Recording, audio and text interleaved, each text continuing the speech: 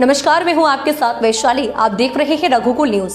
आइए बढ़ते हैं खबरों की ओर। पूर्व विधायक कुणाल चौधरी ने कहा, बीजेपी अंग्रेजों की परिपाटी पर काम कर रही है, भारत को खंड खंड करना चाहती है। पूर्व विधायक ने आगे कहा कि कुछ दिन पहले दिल्ली में 2047 तक विकसित भारत बनाने की बात सरकार कर रही थी। अब बीजेपी के सीनियर नेता मध्य प्रदेश सरकार में मंत्री गृह युद्ध होने की आशंका जाहिर कर रहे हैं। इस बात को साफ कर रहा है कि सब कुछ ठीक नहीं है। देश में आतंकवाद बढ़ रहा है। जांच एजेंसियां क्या कर रही हैं? बीजेपी सत्ता नहीं संभाल सकती है तो सत्ता छोड़ दे, क्योंकि कांग्रेस पार्टी को देश के लिए जान देना और देश की सुरक्षा करना बहुत अच्छे से आता है। हम देश पर आंच नहीं आने देंगे। सर, कैलाश जी ने एक बयान दिया है। देखिए, कैलाश जी भारतीय जनता पार्टी के बड़े सीनियर नेता हैं, मध्य प्रदेश के काबीना मंत्री हैं और उन्होंने बयान दिया है तो सोचने पे विचार है कि एक तरफ देश में प्रधानमंत्री 2047 तक विकसित भारत की बात कर रहे थे और कैलाश जी बवाल भारत की बात कर रहे हैं। स्पष्ट करें कि क्या इनकी नीति और नियत है कि किस तरीके से विकसित बनाना चाहते हैं या बवाल भारत बनाना चाहते हैं जिसके अंदर गृह युद्ध करवाना चाहते हैं।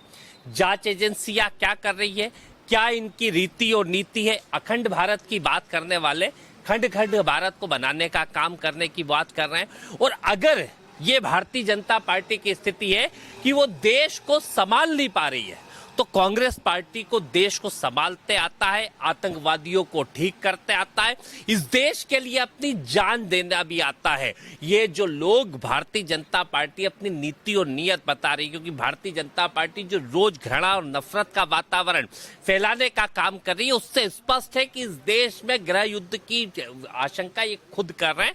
देश के प्रधानमंत्री इस बात के ऊपर संज्ञान ले और बताए क्या इनकी एजेंसियां इतनी नकारा है कि सिर्फ विपक्ष के पीछे पड़ने का काम करेगी कि इस देश को संभालने का काम करेगी और जो नीति और नियत इनकी है वो स्पष्ट करने का काम करे। कुछ हो जाए, इस देश को एक रखेंगे, एक रखने के लिए चाहे जान देनी पड़े। कांग्रेस का हर कार्यकर्ता तैयार।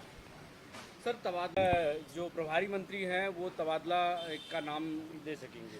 देखिए, तबादला उद्योग की वापस शुरुआत भारतीय जनता पार्टी करे। अगर अभी तक बैन था तो इतने आईएएस आईपीएसओ के ट्रांसफर कैसे हुए? अगर अभी बैन था तो वो सागर का एसपी जो छुट्टी पे था उस आदमी को सस्पेंड करने का काम क्यों करा? इतने सारे जो ट्रांसफर निकले, क्या वो बैन के अंदर निकले? तो अभी पैसे लेके करे थे या अब पैसे लेके करने वाले हैं, ये बताने का काम मुख्यमंत्री जी करें, इनके मंत्री करें। तो अभी तक बैन था तो अभी तक फिर ट्रांसफर क्यों हो रहा था?